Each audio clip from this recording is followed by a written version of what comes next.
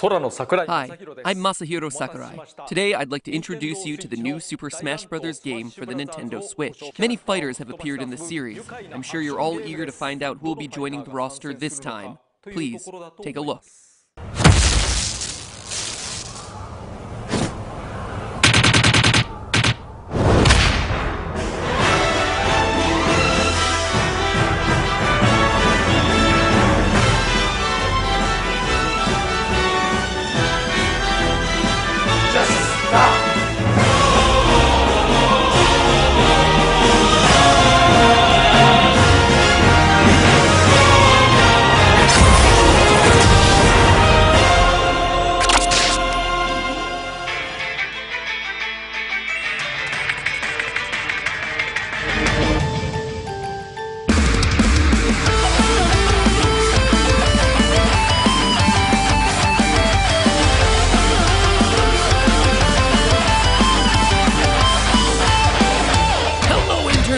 Welcome to Game Theory, the William Afton of YouTube. I always come back.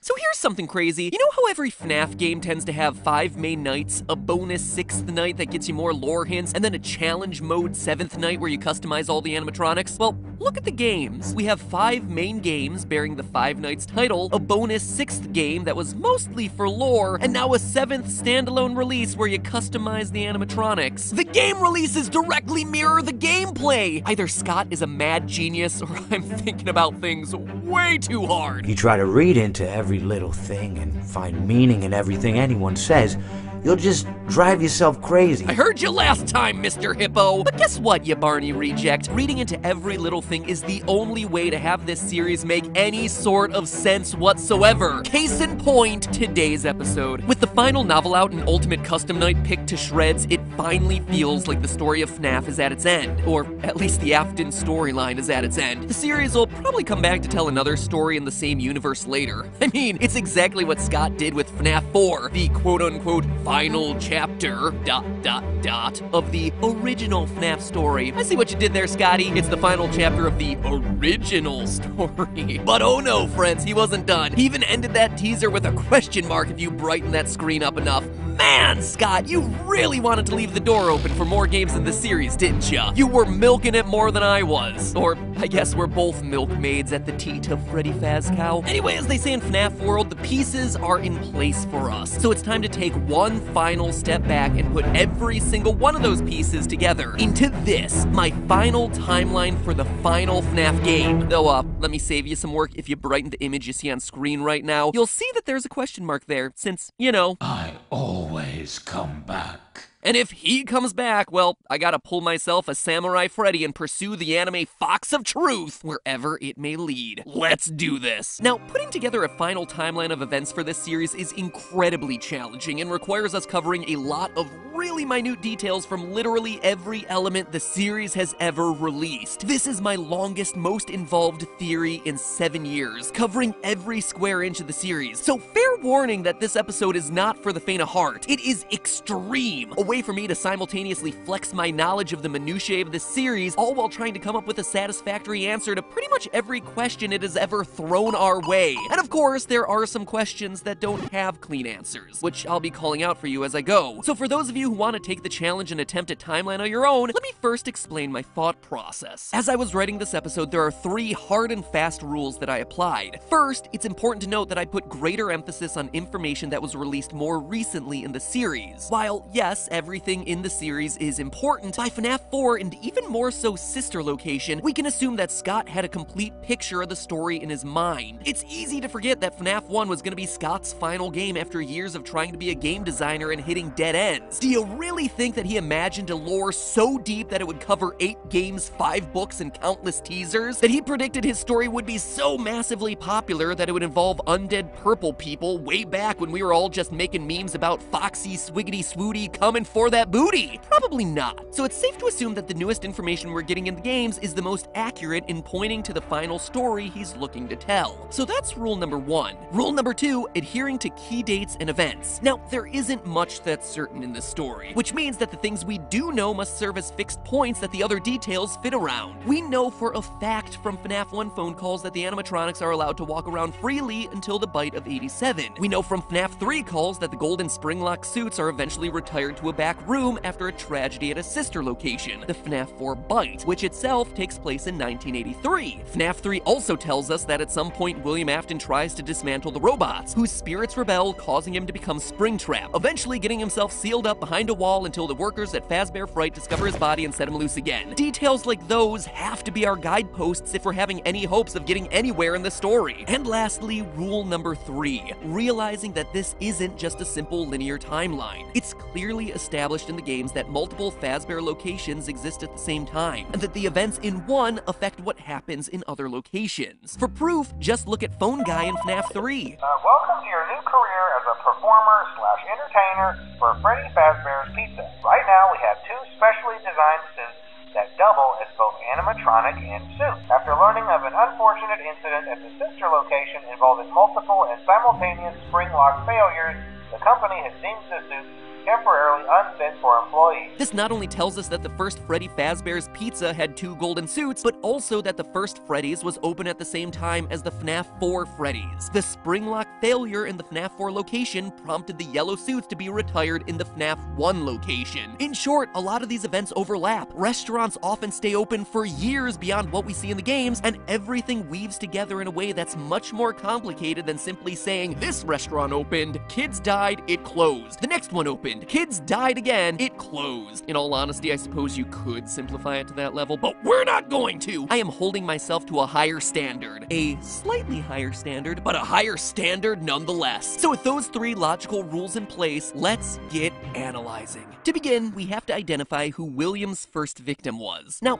I've covered FNAF a lot, but in all my theories, one thing has remained consistent since FNAF 2, that the puppet was first, Henry's daughter. She is the character who gives life to all the other animatronics, so it would just make sense for her to be victim numero uno. But outside of that, it's always been just an assumption. And now that we've seen the event actually take place in the games, I think I've been wrong about it this entire time. Think about it. We have proof that William kills Henry's daughter in FNAF 6, but as I talked about in a previous theory, we see that later that night, Afton goes to a place called Junior's where he's turned away at the door. Now, why would Scott show us this? FNAF 6 was all about tying up loose ends. He's not just gonna throw in a random bar to establish that the Mustard Man is an alcoholic or anything. He's doing it to establish a timeline. The only time we hear of anyone being turned away from any building for any reason in this series is in FNAF 2. From what I understand, the building is on lockdown. No one is allowed in or out, especially concerning any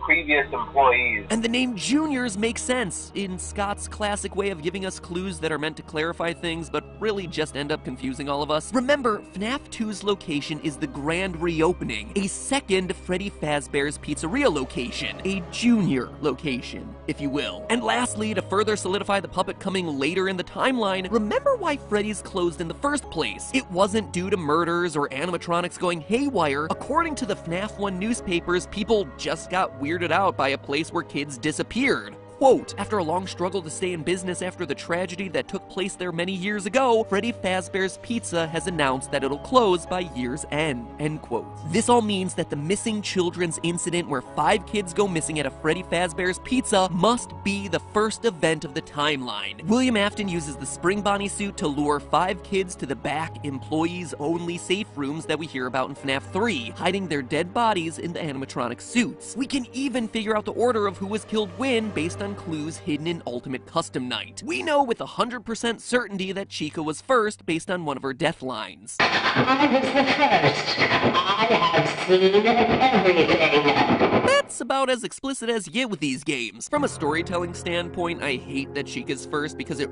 really should have been Golden Freddy, so he could be the first spirit killed and the final spirit to haunt Afton in Custom Night, but whatever. Chica, aka Susie, is death number 1. She's lured away by Afton, telling her that her dog died. We see it in FNAF 6's Fruity Maze. We also read about it in the 4th closet. Quote, beside them was a little girl with blonde curls. I heard Daddy say he was hit by a car, but I knew it wasn't true. Bonnie told me it wasn't true. He said he found my puppy. And did he take you to your puppy? He took me, but I don't remember. My name's Susie. We even hear about it in the Chica anime cutscenes from Custom Night. I told him that someone ran over his dog in front of my house. Geez, Scott, I know we were all looking for answers, but man, you beat that one over the head, didn't ya?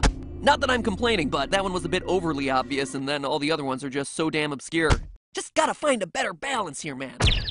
From there, we know that 4 other kids get taken and stuffed into suits. We know their names based on the gravestones at the end of FNAF 6. Gabriel, Fritz, Jeremy, and Grass. Hey, who are we to judge what other people name their kids? Probably some celebrity's kid. Oh, you must meet my children. This is Apple, Audio Science, and Grass. All joking aside, though, loyal theorists will remember this last grave was giving me a lot of trouble during a past theory. You see, this book, the FNAF Survival Logbook, holds a ton of reveals about the franchise, but they're all hidden in code. Some I was able to deduce, some left me stumped. But a few hours after releasing my video covering the book, the mystery was solved by the brilliant deduction of game theorist subreddit user DPowerful1. DPowerful1 used the numbers that I had found, 52, 39, 15, 7, 2, 10, 11, 8, and 11, and put them not into an alphabet grid for ciphers like I'd been doing and like the book was clearly hinting towards, but instead put them into the word search, of all places. Using the numbers as coordinates in the word search, you could spell the name Cassidy, a name that must belong to Golden Freddy based on the repeated use of Golden Freddy's signature line of "It's me" throughout the book, the gravestone imagery which lines up with the 5th mystery gravestone at the end of FNAF 6, and a mention of Cassidy in the final FNAF novel, The 4th Closet. And that would be more than enough proof, but it's not all. In the novel, Cassidy is described as a girl with black hair. And what do we see in the logbook? The puppet giving cake to a little girl with black hair. The only human child in the logbook, no less. And it's happening on a page talking about your happiest day. A direct reference to the happiest day minigame from FNAF 3, where the puppet gives cake to Golden Freddy in an effort to release its soul. You can even hear a girlish laugh every time Golden Freddy is summoned way back in FNAF 1.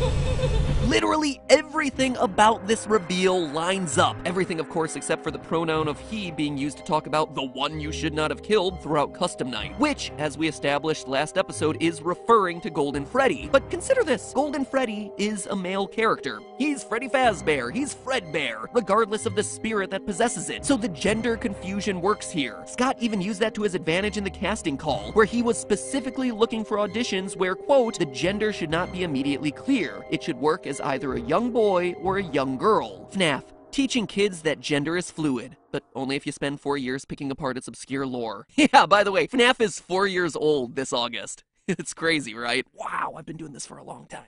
The last thing to say about Golden Freddy is proving that he gets possessed here, at the first Freddy Fazbear Pizza location rather than in FNAF 4 like most of us have assumed in the past. You see, in Ultimate Custom Night, you get an item called a Death Coin that can eliminate one animatronic from the game. But if you use it on Golden Freddy, you don't eliminate him from the game, you just get jump scared by Fredbear, and then hear some strange sounds.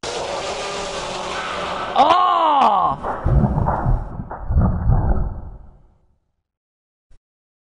Huh. It almost sounds like Fredbear is underwater, which we all know is gonna be terrible for those spring locks. Anyway, I played around with those audio files and got him to hear. Laughter, obviously. Let's find a suit that's right for you.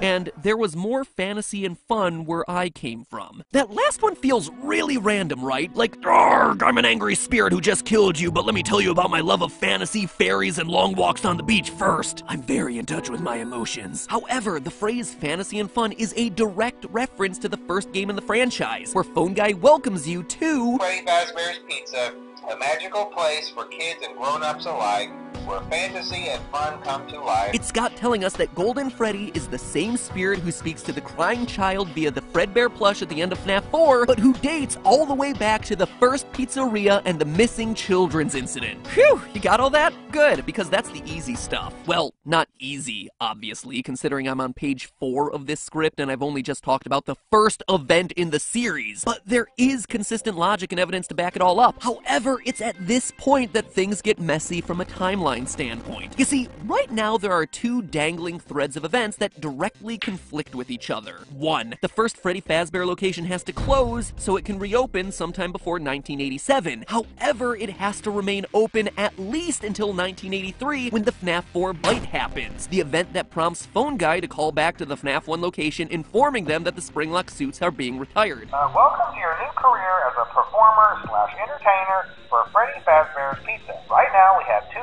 specially designed suits that double as both animatronic and suit. After learning of an unfortunate incident at the sister location involving multiple and simultaneous Springlock failures, the company has deemed the suits temporarily unfit for employees. This is important because Phone Guy later makes a point of saying that the Spring Bonnie suit is still being moved. Management has also been made aware that the Spring Bonnie animatronic has been noticeably moved, which implies that Afton is still using it to kill kids, aka the missing children's incident is still going on even after the bite of 1983. That would all be fine except for point number 2. According to Hand Unit and Sister Location, Circus Baby's Pizza World is opened after Freddy Fazbear's is closed. Due to the massive success, and even more so the unfortunate closing of Freddy Fazbear's Pizza, it was clear that the stage was set, no pun intended, for another contender in children's entertainment. Again, this wouldn't be a problem if it wasn't for the empty girl's bedroom that we see in FNAF 4. As we established in a previous episode using the FNAF survival logbook, the crying child is Michael Afton, which would make this his sister's room, Elizabeth Afton, the girl who gets herself clawed and goes on to possess Baby on the opening day of Baby's Pizzeria. That's why she's missing and why her room is empty. But that can't happen if Freddy's is still open, and Freddy's can't be closed until the bite of 83 causes the Springlocks to be retired so that Phone Guy can make his call. You see the problem there? Do you understand why creating a timeline of all this stuff is so darn complicated? Anyway, to move forward, we have to apply rule number 1 that I talked about earlier and throw out some of the Phone Guy information in order for the events to work. Freddy Fazbear's first location closes in the aftermath of the missing children's incident. With no pizzeria to serve as his murder den, Afton tries to launch a new restaurant, Circus Baby's Pizza World. It's important to note that this is an actual restaurant and not the underground rental service you see in Sister Location. We'll get to that one much later. Based on the name, we can be confident that this place has a clown aesthetic, which makes it likely that all the animatronics who don't fit into the Freddy Fazbear series of restaurants were made specifically for this place. The Mini-Renas, Balloon Boy, JJ, Dee Dee, and of course, the star attraction,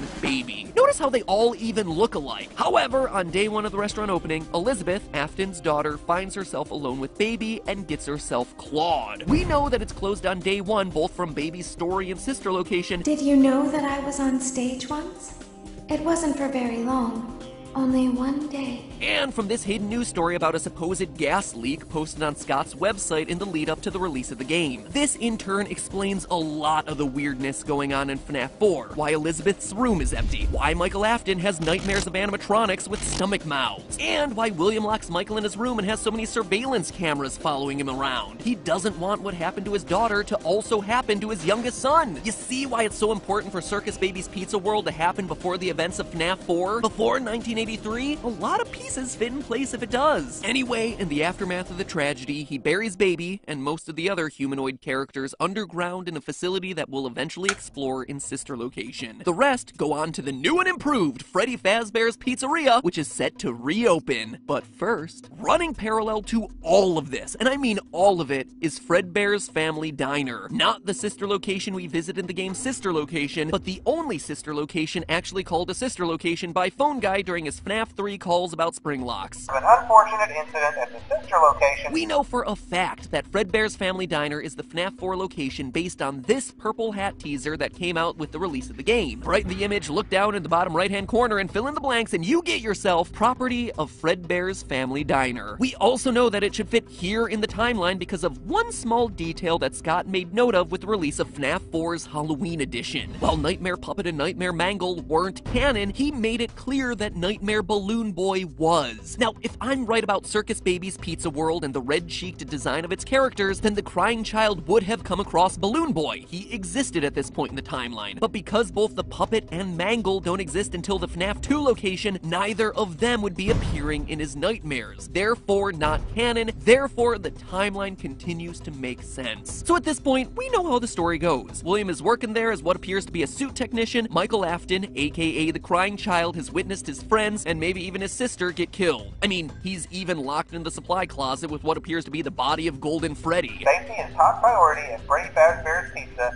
which is why the classic suits are being retired to an appropriate location while being looked at by our technician. At the end of the week, at his birthday party, he gets shoved into Fredbear's mouth by his brother, and crunch! He dead, son! The spirits of his dead friends, all 5 of them, remind them that they're still here for him, and the whole incident goes down in history as the Bite of 83, based on both the TV Easter egg in FNAF 4 and the code in Sister Location's secret room. Oh, but again, it's here that we hit another little wrinkle. You see, in the FNAF survival logbook, it asks Michael whether his favorite ride was the carousel, a feature that was only present in the FNAF 2 restaurant. This also coincides with my hypothesis earlier about the Midnight Motorist minigame and Juniors being another name for Freddy's version 2. It would make sense that that place that he's going to is indeed him running out to the new Freddy Fazbear's location. But we know Michael gets bit in 1983 and that the FNAF 2 location is open in 1987 based on the paychecks you see in the game. Fortunately though, there's an elegant solution this time. The FNAF 2 location is just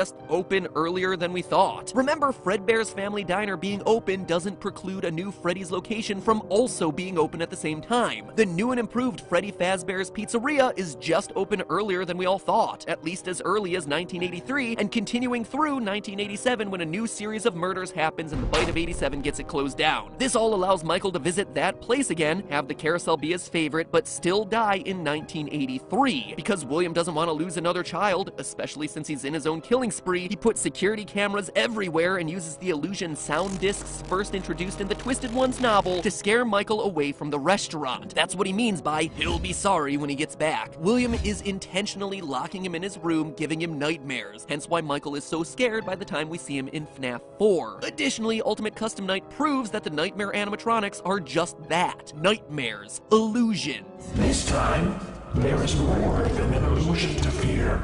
I am given flesh to be your tormentor. Both these lines indicate that before, they were just an illusion, they had no flesh. But now, in the latest game, they are real. So contrary to popular belief, these things were never real animatronics, just a glorified way for William to keep his son away from his murder locations. Except, obviously, it didn't work. Despite his best, well, maybe not his best, but definitely his most stalkerish efforts, Michael gets crunched and dies. A fact that becomes very problematic for the timeline considering that Michael Afton clearly survived till the end of the games. We see him in Sister Location. We watch him get scooped. We hear about him burning in FNAF 6. How is all of that possible if he's already dead? Surprisingly, there is a way to solve it, and I have the evidence to prove it, but sadly it'll have to wait until next time. This ended up being a 12-page script, which there's no way that we can do all in 1 week. So in the words of Dee Dee, how unfortunate, this is a thing I hate to do, but the rest has to go in a part 2. Anyway, don't worry, we'll get it out as fast as possible. It's already written. I just need to divide this up for editing purposes. In the meantime, though, make sure you jump scare that subscribe button to,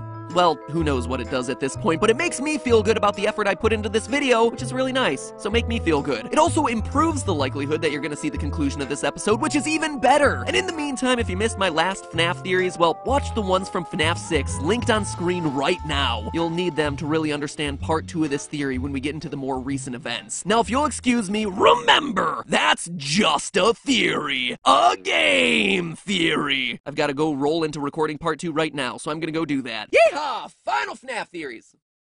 Anyway, now that we've spent an entire episode chronicling the fictional deaths of 10 to 12... Oh, no, I forgot the puppet, so that brings it up to a baker's dozen of 13! Now that we've accounted for all those children's heinous murders, let's talk about security. No, really, as it turns out, you don't need a human-sized security puppet wandering around your house to keep you safe, but you could probably use a VPN. They're smaller, they require less maintenance, and they are like 100% less murdery. Conveniently, the sponsor for today's episode is NordVPN, which, if you've never used a VPN before, is a great place to start. I've talked about online security and VPNs in a lot of other episodes, from the whole Watch_Dog series to a full episode of Game Lab where I hung out with real-world hackers. If you haven't seen those, you should probably check them out because they're what started my interest in using VPNs to begin with. Before that, I didn't really even know what a VPN was, but the short story about them is that they're a program that redirects all the data that comes in and out of your computer from the internet, thereby making it a lot harder for someone to hack you, or for other malicious stuff to happen to your devices. It's basically like your own personal internet filter. And there are two things that I like a lot better about Nord than other VPNs, because, like I said, after those Watch_Dogs episodes, I've tried a bunch. First, Nord allows you to connect 6 devices with just one subscription, meaning that you don't have to feel wonky about connecting to public Wi-Fi anymore, whether it's using your computer at McDonald's or your phone at Wendy's. I just really like fast food and the internet, and the combination of both those things, okay? Second, the Theorist team and I actually tested Nord's connection speeds relative to other VPNs that we've tried in the past, and objectively, it's way faster. As you can imagine, I go through a heck of a lot of internets working on these episodes, so to me, that was the single most important thing about a VPN. So if you've been worried about connecting to a sketchy Wi-Fi network somewhere, if you have roommates who are fast and loose with your home internet password, or you just want a little bit more protection for all your personal information, get yourself some peace of mind and check out Nord. There's a link to them down in the description below, so click it down there, or simply head to nordvpn.com/madpat, where they're having a huge discount off their subscriptions with our code. Seriously, it is almost 80% off, which is massive. So go and do it now. Protect yourself the Theorist way. Hackers are way scarier than animatronics. I don't know what you're still waiting for. Security Puppet was not effective. I mean, look at how many kids still died. What were they thinking?